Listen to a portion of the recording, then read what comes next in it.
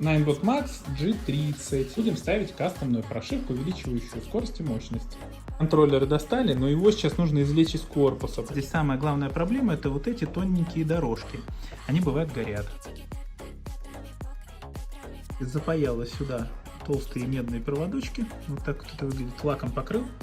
Программатор подпаяли, прошили. Вот и все готово. Собрали, поставили. 40, можно и больше, конечно, но это в любом случае все будет сильно снижать ресурсы электросамоката. Я рекомендую больше на драйве ездить. Здесь сейчас так драйв настроен, что он очень щадящий. А спорт — это где-нибудь по пустой дороге, там 3-5 километров промчаться на максималке можно поприкалываться, но на постоянку ездить не рекомендую.